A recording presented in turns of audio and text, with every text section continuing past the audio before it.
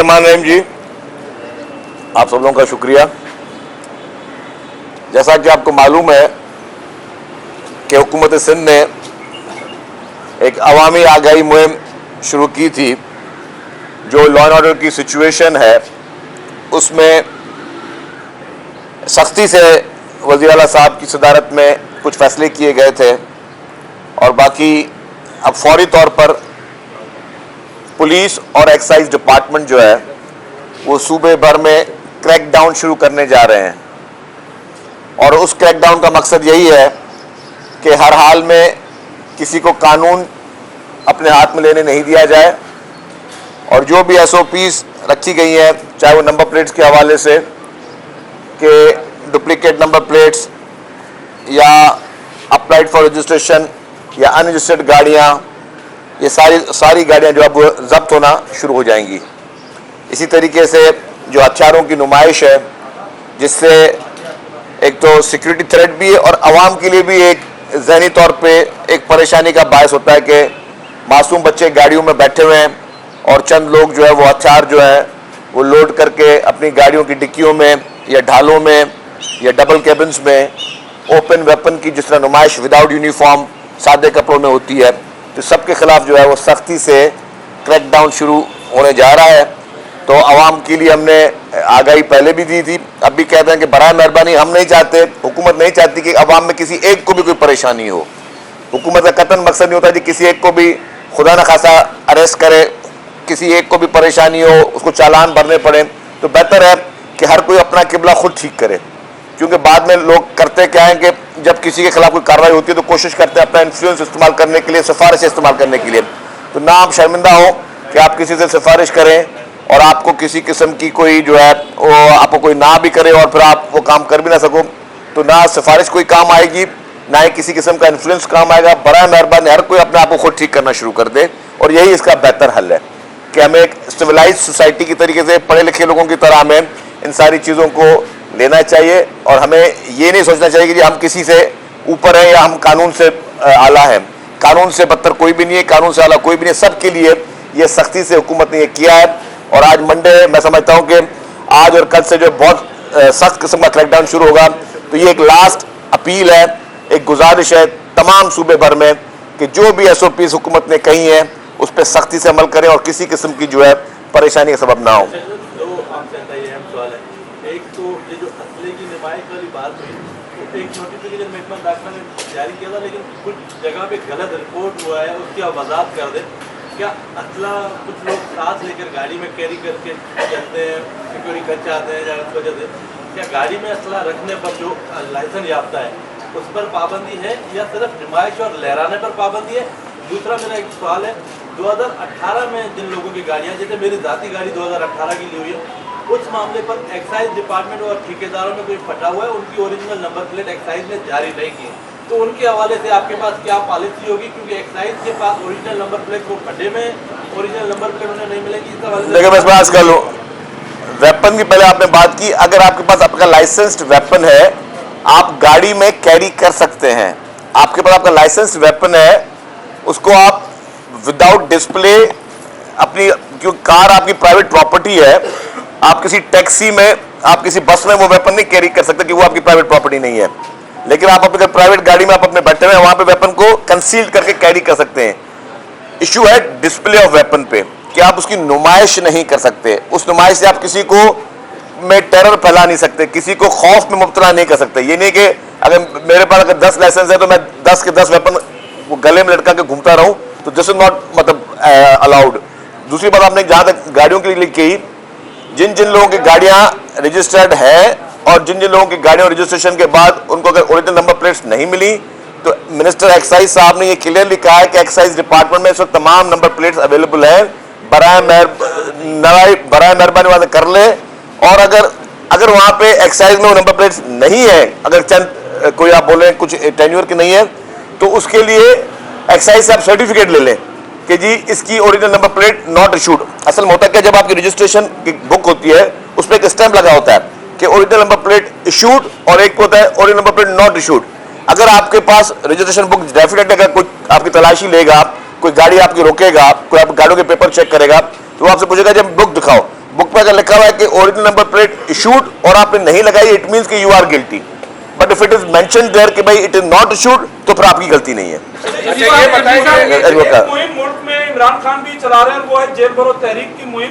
सिंध में इस हवाले से सिंध हुकूमत की क्या तैयारियां हैं कि जेल भरो तहरीक के लिए जो पंजाब और केपी में फार्मूला हुआ, या आप लोगों के पास कुछ और मजीद सहूलियात हैं? देखिए, हमने तो उनको इतनी अच्छी ऑफर दी हुई है इमरान खान के टाइगरों को कि जितनी भी टाइगर फोर्स थी, जितने भी जवान थे, कि आप पूरे मुल्क की तरह आप सिंध में भी इसको सेलिब्रेट करें। आपका बहुत बड़ा त्यौहार है, इसको सेलिब्रेट करें। और उसमें एज ए ट्रांसपोर्ट मिनिस्टर ये मैंने वाहिद किसी को ऑफर दी है कि आपको free pick and drop service भी दी जाएगी। आप अपने नाम लिखवाएं, इमरान खान के जितने भी टाइगर्स हैं, इमरान खान के जितने भी मानने वाले, इमरान खान के जितने भी चाहने वाले, जितने भी यहाँ पे पार्लियामेंटेरियन इमरान खान के मौजूद हैं, यहाँ पे उसके MPs मौजूद हैं, यहाँ उसके MNAs मौजूद हैं, बराए मेहरबानी अगर हमें नहीं लिखवाना, आप हमसे बात करना चाहते हैं, मीडिया में आके लिखवा लें। मीडिया को बोले जी मैं गिरफ्तारी देना चाहता हूँ। ये 10, 15, 20, 25, 50 जितने भी हैं, जितने भी इमरान खान के पैरोकार हैं, जितने भी समझते हैं कि लोग इमरान खान ने ये सही कॉल दी है, इमरान खान पाकिस्तान के मफाद में जेल भरो तहरीक चला रहा है, और जो लोग उसके पैरोकार हैं वो नाम लिखवाएं। Pick and drop service as a transport minister देना मेरा काम है उनको। हाँ, जहां से वो बोलेंगे, अगर घर से बोलेंगे, दफ्तर से बोलेंगे, जहां से बोलेंगे, पड़ोस से बोलेंगे, असेंबली से बोलेंगे, जहां से बोलेंगे, वो सिर्फ अपना नाम लिखवाए। थोड़ी सी मतलब इमरान खान को मैं समझता हूं बहुत बड़ी मायूसी का शिकार है इमरान खान के। सिंध भर में कोई एक ऐसा शख्स नहीं है जो उसके लिए उसकी कॉल पे लब्बैक कहे।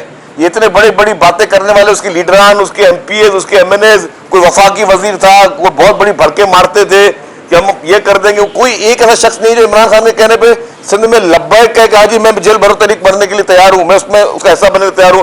तो ये यही बात है।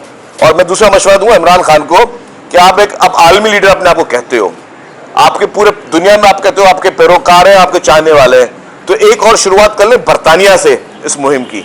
आपके बहुत सारे चाहने वाले बरतानिया में भी आप जेल भरो तहरीक शुरुआत करें। और सबसे पहले जिस तरह आप यहाँ पे कौम के बच्चों को कहते हो कि बाहर निकलो, गिरफ्तारी दो, आप अपने भी माशाल्लाह आपके 3 बच्चे हैं, हाँ आपने सही बात कही, 3 बच्चे हैं, उनको भी बोले वो जेल भरो तहरीक में आगे आके शामिल हो। मैं समझता हूँ ये वक्त है, जिस इनकलाब की बात कर रहे हो, जिस मुल्क में आप तब्दीली की बात करते हो, जिस मुल्क में आप बहुत बड़ी एक चेंज लाने की बात करो, यही वक्त है कि आप शुरुआत करें, आप अपने घर से शुरुआत करें और फिर जो बाकी लोगों से करें। बाकी ये बताएं शकील साहब, ये बताएं कि कल पाकिस्तान पीपल्स पार्टी की चेयरमैन और वजीर खारजा ने एक मरतबा फिर लाड़काना और जमान पार्क के वजीर आजमों का जिक्र छेड़ दिया है, और उन्होंने कहा है कि दोहरा मयार है, एक को फांसी चढ़ा देते और दूसरे के लिए 8-8 दिन इंतजार करते कि आए जमानतें करवाएं। तो ये जो दोहरा मयार है, और जो आप पहले भी कहते रहे हैं कि इमरान खान लाडला है, यकीनन अब वो लाडलापन उसका जारी है या खत्म हुआ है? देखिए, ये तो एक हिस्ट्री हमेशा गवाही देती है ना हर चीजों की। अफसोस ये होता है कि जो आज हो रहा है वो आज नहीं लिखा जाता, वो आज से 5 साल 10 साल के बाद लिखा जाता है मुल्क की तारीख में। जब तारीख लिखी जाती है मुल्क की, तो मुल्क की तारीख में ये सारी चीजें लिखी हुई हैं। मुल्क की तारीख में लिखी हुई है कि पाकिस्तान के उस अजीम लीडर को जिसने आपको और हमें एटमी ताकत दी, जिसने कॉन्स्टिट्यूशन दिया, उसको जिस तरीके से बेईमाना तरीके से अदालती कत्ल किया गया, अदालती कत्ल जिसको पूरी दुनिया ने माना अदालती कत्ल था। उसके बाद मोहतरम आसिफ अली जरदारी जब सदर पाकिस्तान बने, उन्होंने सुप्रीम कोर्ट में एक रेफरेंस डाला और उन्होंने कहा कि जी इसका हमें फैसला करके दो उस अदालती कत्ल का। आज दिन तक सुप्रीम कोर्ट ऑफ पाकिस्तान उस अदालती कत्ल पर हेयरिंग नहीं कर रहा, आज दिन तक। क्यों नहीं कर रहा? वैसे तो आप छोटी छोटी चीजों पे सुओ मोटो नोटिस ले लेते हैं और डेली उसकी हेयरिंग्स चल रही हैं, लेकिन जो हेयरिंग आपको करनी चाहिए मुल्क के आइन के खालिक, एटमी ताकत के खालिक, मुल्क के इस मुल्क में उस नए सोशल कॉन्ट्रैक्ट जो आवाम को दिया गया उसके खालिक, उसका जो अदालती कत्ल किया गया, उसमें आपने क्या किया आज तक दिन तक? उसमें आपके पास टाइम नहीं है कि आप उस जिस आइन के तहत आप पूरी कोर्टें चलाते हो, आप अदालत किसके तहत चलाते हो? कॉन्स्टिट्यूशन ऑफ पाकिस्तान के तहत चलाते हो, 1973 के कॉन्स्टिट्यूशन की, जिसने आपको 1973 का कॉन्स्टिट्यूशन दिया, जिसकी किताबें आप रोज कोर्टों में सामने आपके रखी हुई होती है, जिसका ऑथर शहीद जुल्फिकार अली भुट्टो है, उसका मुकदमा आपकी अदालतों में पड़ा हुआ है। आपके पास वक्त नहीं है उन केसों को सुनने के लिए, और आपके पास क्या वक्त है कि जहां जहां पे लाडलों को रिलीफ मिलना चाहिए, चाहे रात को मिल जाए, चाहे इतवार के दिन मिल जाए, रात को 12 बजे मिले, शाम के कोर्ट बंद होने के बाद मिले, उसमें कुछ लोग, उसमें चंद लोग उसमें मसरूफ अमल है। और ऐसी अदालत तो हमने कभी नहीं देखी कि अपनी मर्जी से वो कहते जी कि आप अगर आज नहीं आ सकते कल आ जाओ, कल नहीं आ सकते परसों आ जाओ, सुबह नहीं आ सकते शाम को आ जाओ, जब आपको सहूलत मिले। गाड़ी आपकी जिस तरह अंदर कोर्टों में आ रही है और आप, अदालत ने कहा कि जी मैं आखिरी टाइम देता हूं 5 बजे तक उनको आना पड़ेगा, वो 5 बजे वाला शख्स 7 साढ़े 7 बजे पहुंचता है कोर्ट में। किसी में कोई जरूरत थी कि उसकी बेल उसकी कैंसिल करे? कि भाई जब अदालत ने एक चीज कह दी वो फैसला होता है भाई। जब आपने एक लास्ट वार्निंग दे दी, it is your decision, it is your judgement, उसके बाद आप उनको कह रहे हो जी आप 7 बजे आ जाओ, आप 8 बजे आ जाओ, जब मर्जी आ जाओ। अगर आ नहीं सकते तो हम आ जाते। मतलब हो क्या रहा है इस मुल्क में? इस तरह से ना कानून चलता है, इस तरह से ना मुल्क चलते हैं। मैं समझता हूं कि ये बाकायदा अलार्मिंग सिचुएशन इस मुल्क में। लेकिन इस अलार्मिंग सिचुएशन में एक चीज बता दूं आपको, ज़िया-उल-हक से पाकिस्तान पीपुल्स पार्टी की जंग लड़ी रही है आमरीत के खिलाफ, और इन अदालती जिसे हम कहते हैं जुडिशियल एक्टिविज्म का सबसे बड़ी अगर कोई शिकार रही तो वो पाकिस्तान पीपुल्स पार्टी रही है। ये मैं दो बहुत अहम बातें करने जा रहा हूं। आमरीत से भी लड़ाई रही और जुडिशियल एक्टिविज्म का भी शिकार पाकिस्तान पीपुल्स पार्टी रही।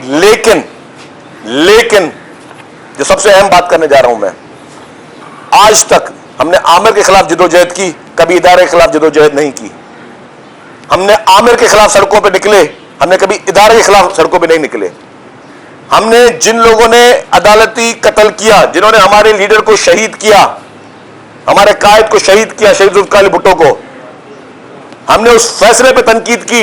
हमने कभी अदलिया पे तनकीद नहीं की, हमने कभी उस इदारे पे तनकीद नहीं की। मैं ये कहता हूं कि ये अलार्मिंग सिचुएशन है।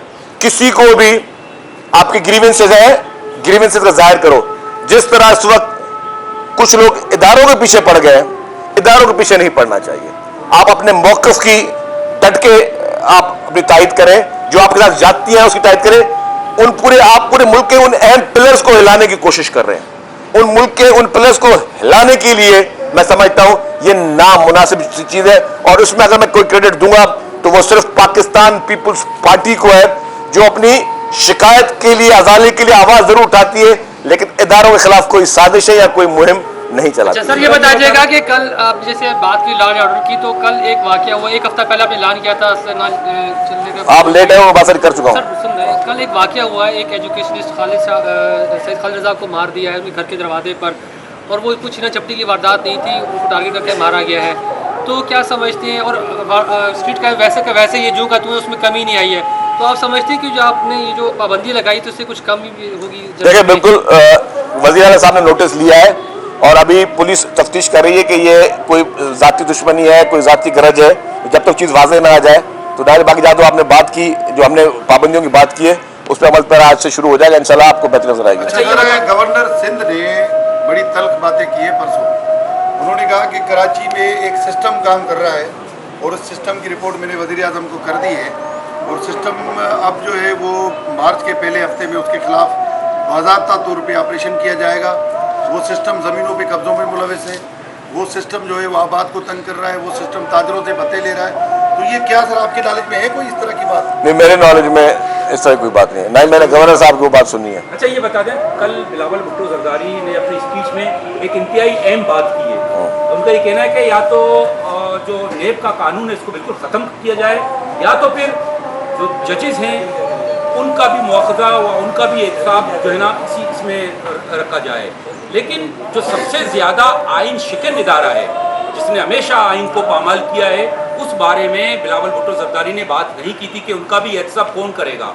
तो हमेशा वो खुद कहते हैं कि हमारे पास खुद एक एहतसाब का निज़ाम है, लेकिन जब नेब बनेगा, जब सियासतदानों का एहतसाब होगा, जब जजेस का एहतसाब होगा, तो जर्नल्स का एहतसाब क्यों नहीं होगा? इस अकरम बलोच साहब, आपका सवाल बिल्कुल ठीक है।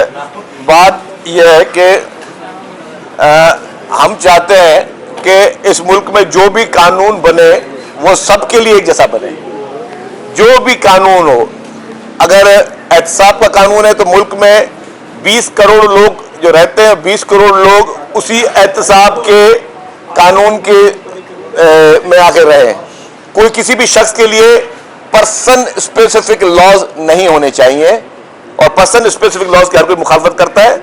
जो भी कानून है वो हर शख्स के लिए हो। ये नहीं हो सकता कि जी मेरे लिए अलग कानून हो, आपके लिए अलग कानून हो, किसी और के अलग कानून हो। तो जो हमारे चेयरमैन साहब ने बात की है 100% डेफिनेटली यही पॉलिसी है कि हम पीपुल्स पार्टी भी वही चाहती है कि जिस कानून के तहत आपने जिसको किसी एक को डील करना है, इस मुल्क के हर शख्स को उसी कानून के तहत डील करना है। अच्छा, जैसे आपने कहा कि गाड़ियों की जिन गाड़ियों के नंबर प्लेट नहीं आई है वो जाकर लेटर एक्साइज डिपार्टमेंट से ले लें, तो ये एकदम पॉसिबल नहीं है कि आधा शहर एक साथ लेटर ले ले। और दूसरा, आज से आपने कहा है कि शायद आज से ही कहा है कि गिरफ्तारियां और नंबर प्लेट जब्त कर ली जाएगी, तो कल से तो ये बहुत कम टाइम नहीं, एक तरफ पुलिस अपना काम शुरू कर देगी कि लोगों को वैसे ही वो पकड़ते हैं, पकड़ शुरू कर देंगे, दूसरी तरफ जो है वो देखिए नंबर प्लेट किसी को अरेस्ट नहीं किया जाएगा। मैंने एक और चीज भी कही, वो मैंने थोड़ी इसको वजाहत कर लूं कि आपको जब अगर आपने गाड़ी रजिस्टर कराई है ना, या तो आपने गाड़ी रजिस्टर नहीं कराई है तो आपकी गाड़ी तो वैसे ही कॉन्फिस्केट हो सकती है। उसमें नहीं, ये नहीं कहा कि किसी को गिरफ्तार किया जाएगा, खुदा ना खास्ता, गाड़ी आपकी कॉन्फिस्केट हो गई। लेकिन अगर आपने गाड़ी रजिस्टर कराई तो आपकी गाड़ी के आप ओरिजिनल पेपर आपके पास होंगे, जो बुक मिलती है, बुक पे स्टैंप लगी होती है,